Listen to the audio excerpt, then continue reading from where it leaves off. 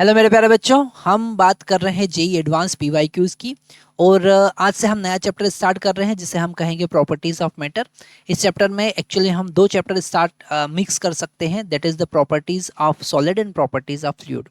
और यहाँ पर अभी हमारी स्क्रीन पर जो क्वेश्चन है वो क्वेश्चन नंबर 1, उसे हमने नंबर दिया है। फर्स्ट क्वेश्चन हम देख रहे हैं और अभी जो क्वेश्चंस होंगे वो सिंगल करेक्ट आंसर टाइप के होंगे, मतलब यहाँ पर 4 ऑप्शन में से एक ही ऑप्शन करेक्ट होगा।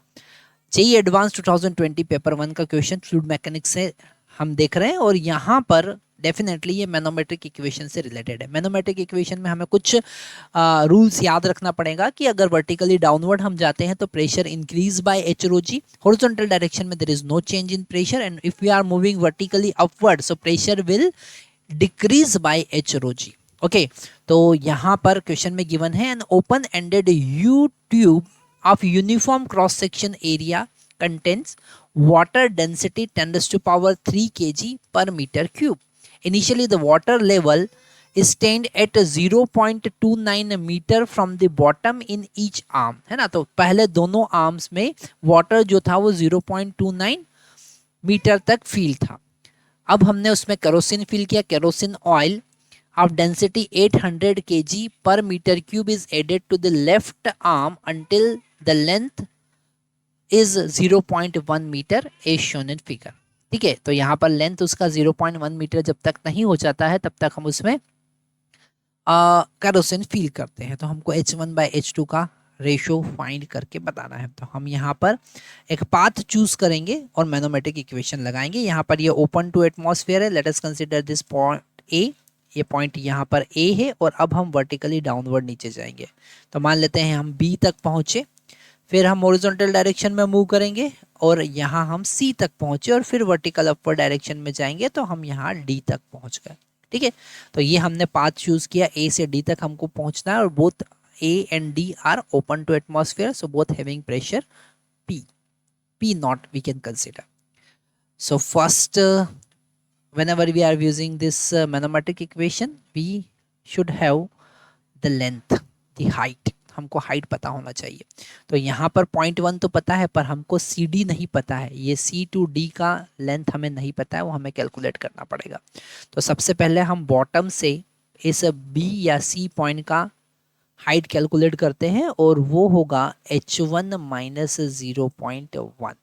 ठीक है, फिर अगर हमको ये C2D कैलकुलेट करना है तो इसे हम लिखेंगे H2 माइनस, अगर ये y हम मान रहे हैं तो H2 माइनस y, मतलब अगर हम CD का लेंथ कैलकुलेट करें तो वो होगा H2 माइनस y और y का वैल्यू कितना है H1 माइनस 0.1।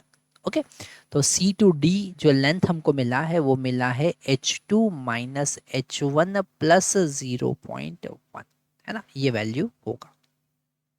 अब हम मैनोमेट्रिक इक्वेशन यूज करते हैं। तो मैनोमेट्रिक इक्वेशन में हम ए से डी पर पहुंचते हैं।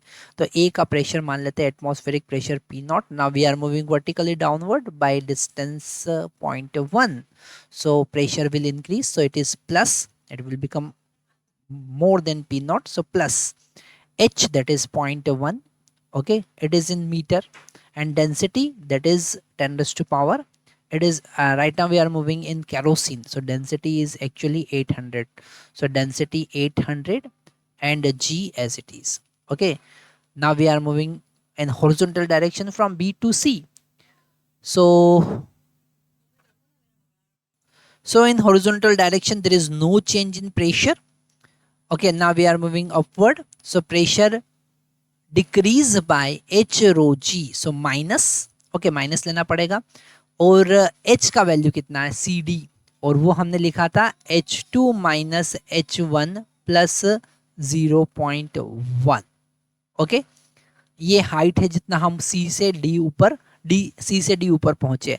और डेंसिटी क्योंकि वाटर में मूव कर रहे हैं तो डेंसिटी हो गया 1000 और g एज इट इज। और फाइनली हम सी डी पर पहुंचे तो प्रेशर पहुंच गया पी नॉट, है ना। डी का प्रेशर कितना है पी नॉट। तो ये हमने मैनोमेट्रिक इक्वेशन लगाया। यहाँ पी नॉट से पी नॉट आप कैंसिल कर सकते हैं और जो नेगेटिव टर्म है इसको हम राइट हैंड साइड लेकर जाएंगे तो हमको मिलेगा, ये हो जाएगा 80 into G is equal to H2 minus H1 plus 0.1 okay into 1000 into G. तो जी से जी भी यहाँ पर कैंसिल हो जाएगा, एक जीरो से जीरो भी कैंसिल होगा, ठीक है।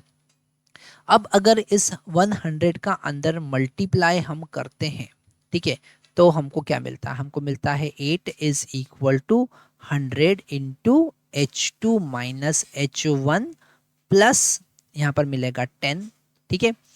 और यहाँ पर इसे हम सब्ट्रैक्शन में लेके जाते हैं तो हमको यहाँ पर मिल रहा है 2, वो भी माइनस का, that is equal to 100 into H2 minus H1, ठीक है। तो H1 माइनस H2 का वैल्यू हमको मिला 0.02, ठीक है। क्या मिला 0.02, क्योंकि 100 से डिवाइड करेंगे ना, तो ये हमारे पास में इक्वेशन नंबर 1 मिला। अब इस इक्वेशन से हम रेशियो नहीं फाइंड कर सकते, तो हमको दूसरा इक्वेशन और चाहिए। और दूसरा इक्वेशन क्या कह रहा है कि जो वाटर का लेंथ है, टोटल लेंथ जो है वो 2 टाइम्स ऑफ 0.29 होगा। तो यहाँ पर दूसरा इक्वेशन हमें फाइंड करना पड़ेगा, और यहाँ पर जो इनिशियल लेंथ था दोनों साइड 0.29 था, है ना, और वही यहाँ पर ये H1 और H2 बना है, ओके।